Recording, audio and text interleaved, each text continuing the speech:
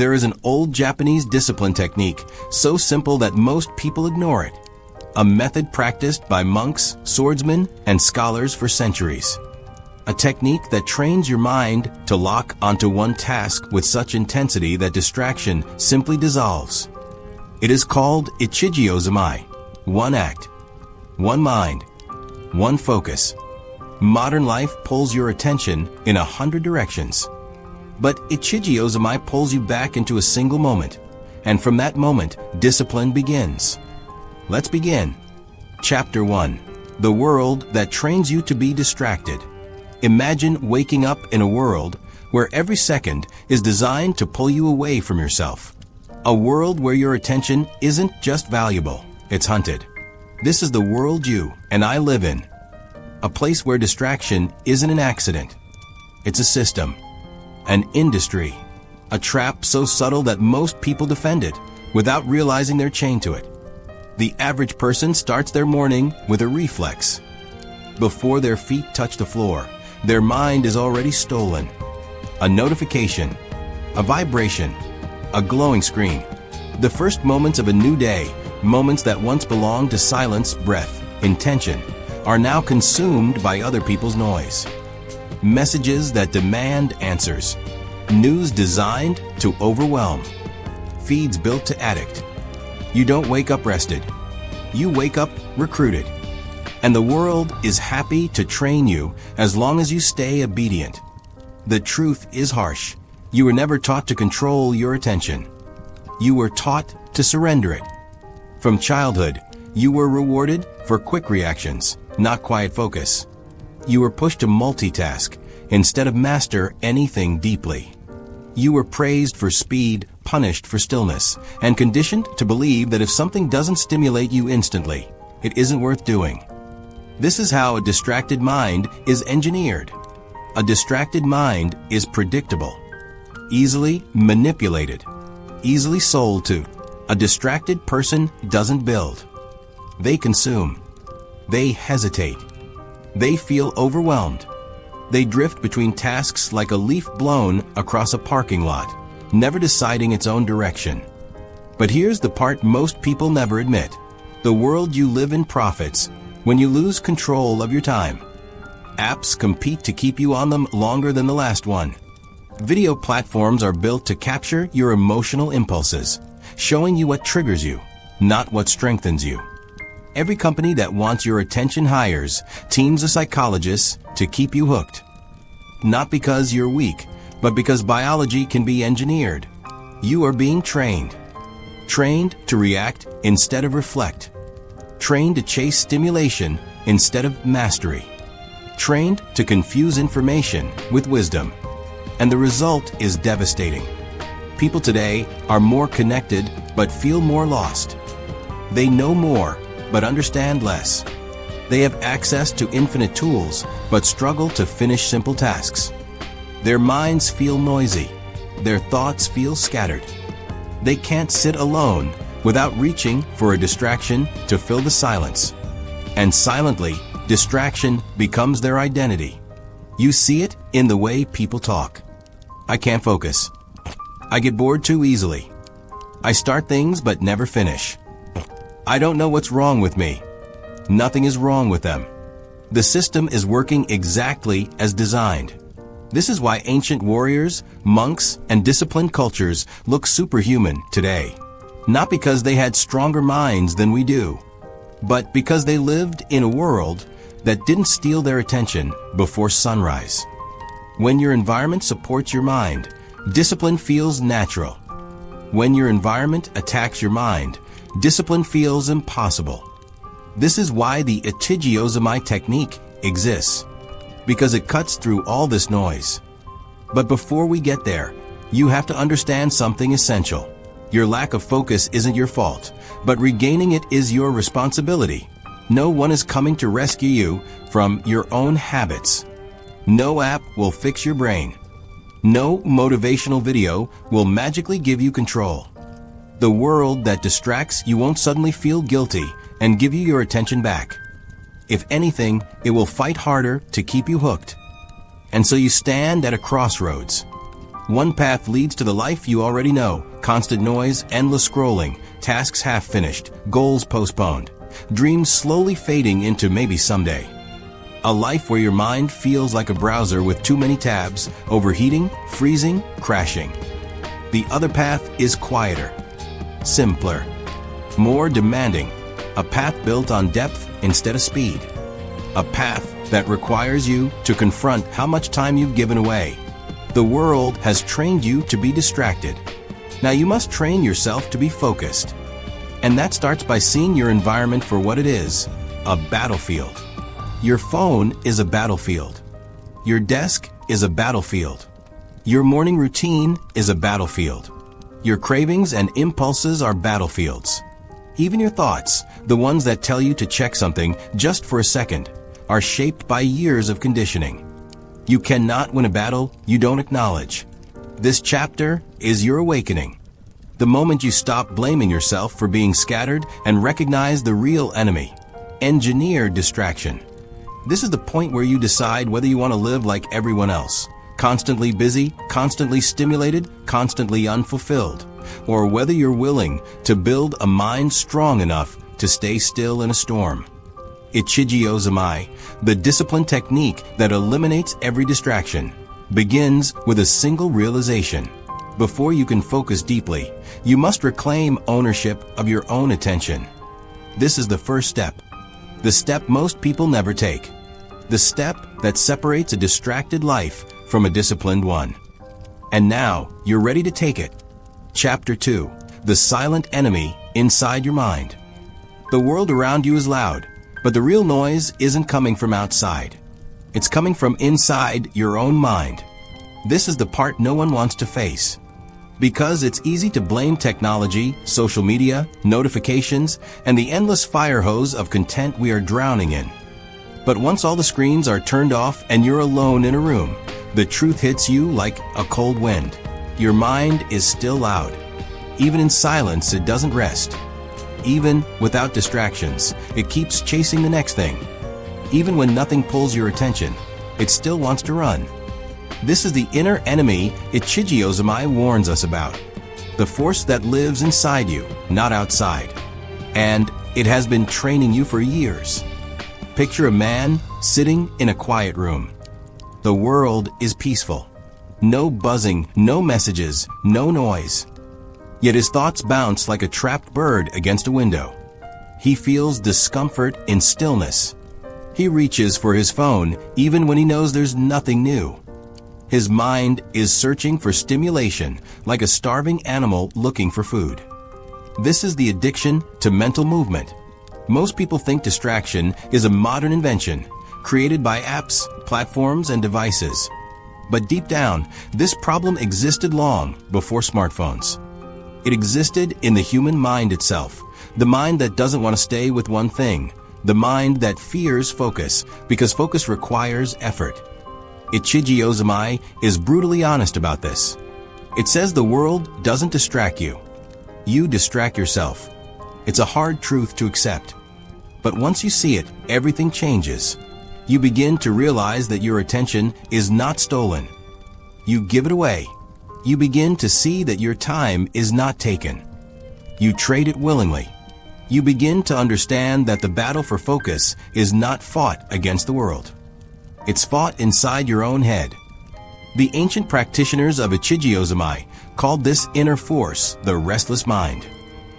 A mind that wants to jump, run, wander, escape, anything but stay with the present moment.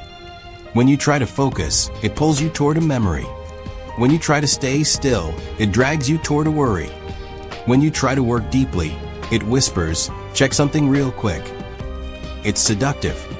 It's convincing. And it always arrives disguised as something harmless. This is why most people never win. They try to change their environment, not their mind. They delete apps. They buy planners. They create strict schedules. They try to force productivity. But the restless mind doesn't surrender to tools or tricks. It waits. It watches. Then it attacks when you're tired, bored, stressed, or unsure. One moment of weakness is all it needs. This is why the ancient warriors, monks, and craftsmen who practiced Ichigyo Zammai didn't rely on discipline alone. Discipline is temporary. Willpower is fragile. Motivation is a spark that fades quickly. So they trained something deeper, the ability to sit with one thing without running away, to give the mind no escape, to remove every exit door the restless mind uses to flee from effort. Imagine a swordsman kneeling on the floor, polishing his blade. This simple task becomes a battle between his mind and his actions. Every time his attention drifts, he brings it back. Again, and again, and again. Not with force, not with frustration, but with calm, deliberate return. This is how Ichigyo Zammai trains the mind. Not through intensity, but through returning. Not through pressure, but through presence. It teaches you that distraction is not the moment your attention breaks. Distraction is the moment you don't return. The power lies in the return. Every return is a victory. Every return is training. Every return strengthens the mental muscle that has been weak for years. Slowly, something begins to change. The mind stops running. The noise grows quiet. The urge to escape loses strength. You start to feel something rare in today's world, the ability to stay with one thing long enough for it to change you.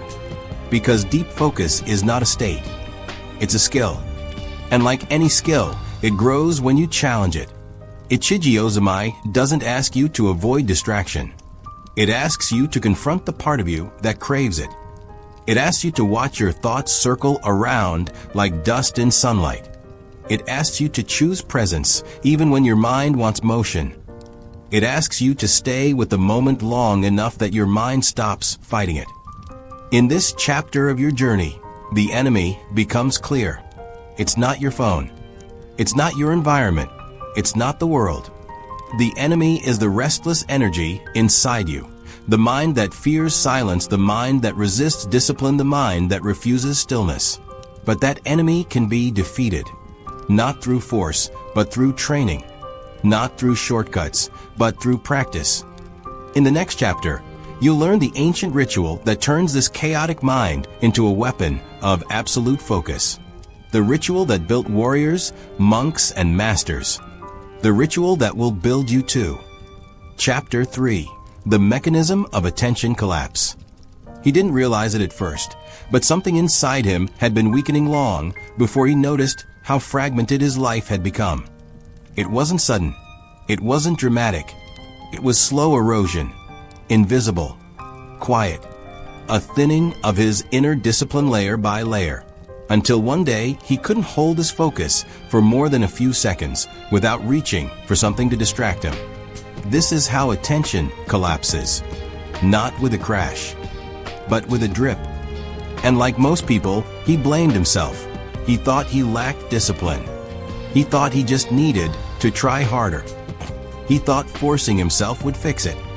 But he was wrong. Attention collapse is not a failure of willpower. It's a mechanical process, predictable, measurable, engineered. And once it begins, even the strongest mind can fold. Tonight, as he sat alone in his dim room, the Japanese scroll in front of him, he finally understood that he wasn't weak. He wasn't broken. He wasn't lazy. He was conditioned. The first collapse happens in the mind. When your brain is bombarded with microstimulation, tiny hits of novelty every few seconds, it rewires itself.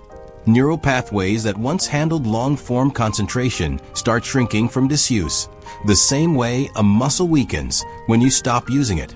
The man remembered times when he could sit and read for an hour without looking up, when silence used to feel grounding instead of threatening, when his thoughts had depth instead of scattering like birds startled from a tree. Those days felt distant now.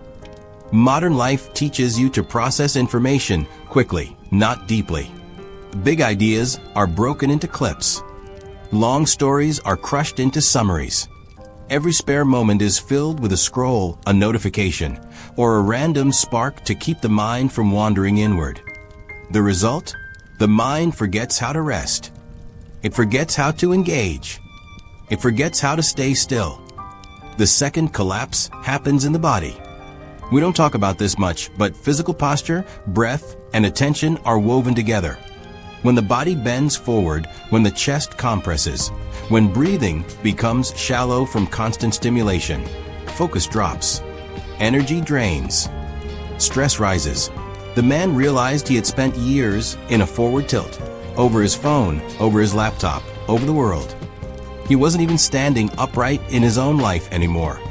Your body follows your mind. Your mind follows your body. Attention is the bridge between them. The third collapse happens in the spirit. Every time you get pulled away from something meaningful, even for just a second, you leave a piece of your intention behind. You may return to the task, but you return slightly thinner, slightly more exhausted, slightly less present. Multiply that by hundreds of interruptions per day, and you end up living in fragments. You never fully arrive anywhere. You're never truly here. Your spirit becomes diluted. The man didn't know when this had happened to him.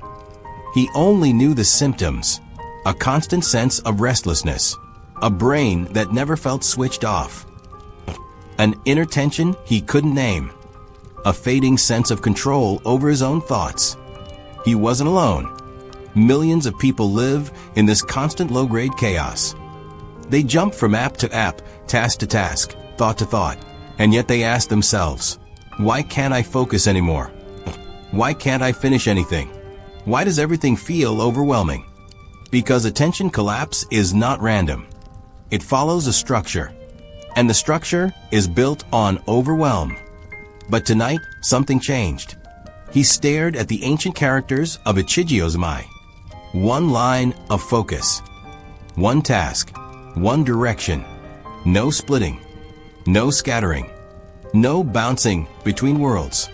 He could feel the pull of his old habits even now. The urge to move, check something, think of something else. But this time, he didn't react. He let the discomfort rise, peak, and fade. He didn't fight it. He observed it. And that's when he understood the truth. What we call distraction is not the absence of discipline. It's the presence of untrained impulses. What we call focus is not natural, it's cultivated. What we call willpower is not the answer. It's the result of a trained environment. He realized attention collapse doesn't end by force. It ends by rebuilding the system from the inside. Just like a warrior rebuilding his stance. Just like a monk restoring his breath. Just like a swordsman sharpening his blade. You don't overcome distraction. You realign yourself so distraction loses its power. As he closed his eyes, he pictured his mind like a still lake, undisturbed, unbroken, capable of reflecting truth with clarity again. For the first time in years, he felt a hint of stillness. It was faint, fragile, but real. And this was the turning point. Because once you recognize the mechanics of your collapse, you can engineer your recovery. Chapter 4. The Return to Single-Pointed Living. The fourth chapter of his journey did not begin with a breakthrough. It began with noise. It came from every direction. Notifications, conversations, headlines, opinions, demands, all fighting for space in his head. And for the first time, he realized something important. The world was not simply distracting. The world was trained to distract him. Every sound, every ping, every suggestion on his screen had been shaped to fracture his attention by the minute and sell it back to him in pieces. That morning, he sat in his room with the door shut. He inhaled, slow and deep, and let the truth land. If he wanted to practice Ichigyo Zammai, if he wanted to master single-tasking, if he wanted to eliminate distraction from the root, he couldn't simply fight the noise. He had to rebuild the conditions that made focus possible. So he returned to the oldest rule of the discipline. The environment always wins. Even the strongest mind will bend under the wrong conditions. Even the weakest mind will grow strong in the right ones. He stood up. He started with the simplest thing, the room where he worked. The floor had clothes scattered across it. A half-finished project sat on the desk beside 3 notebooks, 2 empty coffee cups, and a phone charger that snaked under a pile of papers. His laptop glowed with 10 open tabs. He didn't judge himself. He simply noticed. He saw how his room mirrored the inside of his mind. Chaotic, fragmented, overstimulated. So he made a choice. Not a big one. Not a dramatic one. Just one action. One movement. One task done fully. He picked up a shirt from the floor and folded it carefully. For a moment, it felt pointless. Too small. Too slow. But then something clicked. This was the essence of Ichigyo Zammai. One action. One breath. One moment lived with full attention. He folded another shirt. Then he stacked the notebooks. Then tossed the trash. He didn't rush. He didn't multitask. He practiced attention in motion. The room slowly transformed, not just physically, but energetically. What began as a chore had become a ritual. By the time he finished, he wasn't standing in a new room. He was standing inside a new mind. But the real challenge was not the cleaning. It was what came next.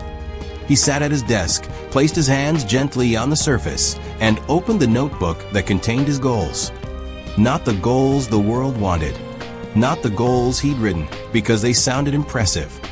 The ones he actually cared about. He asked himself a question the masters wrote centuries ago. What is the one task that, if done well, makes the rest of your day meaningful? Not 10 tasks. Not a list. 1. The world had taught him to spread his energy thin. Ichigyo Zammai taught him to make his will sharp. He closed his eyes. After a few breaths, the answer rose from somewhere deep and quiet. He wrote it down. Not with pressure, not with fear, but with clarity. Then he did what most people fail to do. He shut off the Wi-Fi. He set his phone in another room. He took a slow inhale and placed his attention on the task in front of him.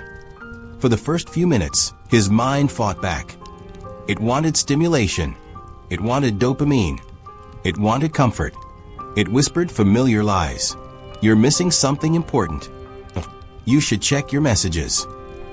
You can do everything at once. But he had changed, and this time he had tools. Tool 1, the inner gatekeeper. Every time his mind wandered, he imagined a quiet guardian standing at the entrance of his focus, gently guiding his attention back to the task. Tool 2, the breath of return. One deep inhale through the nose. One slow exhale through the mouth. One moment to reset. Tool 3, the one-line anchor. A single sentence he repeated in his mind. This moment is enough. And soon, something happened. Time slowed. Breathing softened. Thoughts quieted. He entered what the old texts called the flow of singular purpose. The task in front of him, just one task, felt alive. He wasn't chasing completion. He was inhabiting the process. Minutes passed, then hours, not in force, not in strain, but in deep, unbroken presence. When he finally looked up, the sun had shifted across the room. The day was already half over, but something in him felt different. Stronger, calmer, sharper. It wasn't because he had finished a big project. It wasn't because he had worked harder than usual. It was because he had experienced what it felt like to live without fragmentation. He had tasted the freedom of single-pointed living. And now he understood the truth. You do not eliminate distraction by force. You eliminate distraction by creating a life where focus becomes natural. He closed his notebook. He stood up. His mind felt clear in a way he had forgotten was possible. The world was still noisy outside. But inside, he had carved out a place where attention could breathe. A place where one task mattered. One moment mattered. One breath mattered. This was the doorway to Ichigyo Zammai, and he had finally stepped through it. Chapter 5. The Quiet Return to Yourself. There comes a moment in every person's life when they stop running. not because the world becomes calmer or easier, but because they finally understand that running was never the answer. For the man practicing Ichigyo Zammai, that moment arrived at dawn. He had spent weeks confronting the truth he had avoided for most of his adult life. The real enemy was not noise, temptation, or technology. It was the constant escape from himself. Every notification, every open tab, every unfinished dream had been part of a pattern he didn't see. A pattern built on avoiding discomfort, avoiding silence, avoiding the stillness that exposes who you really are. But this morning, he woke up different.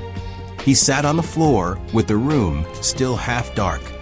The city outside was beginning to stir, but none of it mattered. He could finally feel the weight of his own thoughts without trying to push them away. The world had not slowed down. He had simply chosen not to speed up with it. He took a deep breath, and in that inhale he remembered something he had forgotten since childhood, what it feels like to be fully present. Not productive, not optimized, not performing, just present. Ichigyo Zammai teaches that when you give your whole mind to one action, the action begins to shape you. Washing a cup becomes practice. Walking becomes practice. Even breathing becomes practice. Every task becomes a mirror that shows you who you are when you aren't hiding behind distraction. And as he went through the small rituals of his morning, he noticed something else, something subtle but powerful. He moved slower, more intentionally. There was no rush in his hands, no tension in his jaw, no invisible pull toward the next thing. The day no longer felt like a race. It felt like something he could actually inhabit. For the first time in years, he felt like he had come home. Not to a place, but to himself. He made tea without checking his phone. He sat without filling the space with sounds. He looked out the window and didn't feel the urge to share it, capture it, or compare it to someone else's life. The moment was enough on its own. And as he drank his tea, he understood the secret no one tells you about focus. It's not about force. It's not about discipline in the way people usually imagine it. It's not about restriction or harsh rules. True focus is freedom. Freedom from the mental noise that never stops. Freedom from guilt that follows every unfinished task. Freedom from the feeling that you must always do more to be enough. Ichigyo Zammai is not just a technique. It's a return to a natural state humans lost along the way. The state where your mind and body agree on the same direction. Where you no longer try to live several lives at once through endless multitasking. Where you're not constantly preparing for the next moment, but living in the one that already exists. The man felt lighter because he wasn't carrying the weight of 1,000 tiny choices anymore. He had only one choice at a time, and that one choice felt manageable, clear, honest. Later that day, he walked outside. The world, as usual, moved fast around him. People rushed. Cars sped. Screens lit up everywhere. But he walked as if he had all the time in the world. The speed of the world no longer controlled him. His attention belonged to him again. He noticed the rhythm of his footsteps, the coldness of the air, the distant sound of traffic. And instead of feeling overwhelmed, he felt anchored, grounded, present in a way he had forgotten was possible. Most people think discipline is about pushing harder, about trying until you break. But the man realized the opposite was true. Discipline is about removing what breaks you in the first place. The clutter, the noise, the confusion. You don't need more strength. You need less friction. By focusing on one thing at a time, he created space, mental space, emotional space, and eventually a kind of spiritual space. The same world that once felt chaotic now felt spacious. The same mind that once felt scattered now felt aligned. The same life that once felt overwhelming now felt intentional. This chapter in his transformation didn't end with a dramatic achievement or a sudden flash of enlightenment. It ended quietly, softly, with a deep breath and the understanding that he was finally living instead of reacting. Ichigyo Zammai had done something no modern method could do. It brought him back to himself. And once you return to yourself, distractions lose their power, because you're no longer running from anything. You're finally walking toward who you were meant to be. When the journey began, you were surrounded by noise. Notifications, obligations, unfinished tasks, and a mind that never stopped running. Every day pulled you in a dozen directions, and none of them felt like they belonged to you. But by the time you reached the end of this path, something changed. You learned what most people never realize. Focus is not a talent. It is a discipline. It is a choice you make again and again until it becomes the shape of who you are. Ichigyo Zammai taught you that a single task, done with full presence, cuts deeper than 100 half attempts. It showed you that your attention is your life, and every time you give it away freely, you give away a piece of yourself. You learned to stop chasing everything and start choosing what actually matters. You learned that silence is not empty. It is fuel. It is the place where clarity finally speaks. If you reach this point, you are already different from the person who started. You prove to yourself that you can slow the world down. You can set boundaries. You can protect your mind. You can choose depth over distraction. You can step away from the noise and return to the work that gives your life meaning. The next step is simple. Keep going. One focused moment at a time. One deliberate choice at a time. You will slip. You will drift. You will forget. Everyone does. Just return to the center. Return to the breath. Return to the task in front of you. That is the whole secret. If this video helped you, tell me one distraction you are ready to eliminate starting today. Just one. And if you want more content like this, subscribe, like, and share your thoughts in the comments. Your support lets me bring you deeper lessons, more ancient methods, and more systems that strengthen your mind from the inside out. Thank you for watching. Stay steady. Stay aware. Stay with the moment. The world may try to scatter your mind again tomorrow, but now you know how to claim it back. Your focus is your power. Use it well.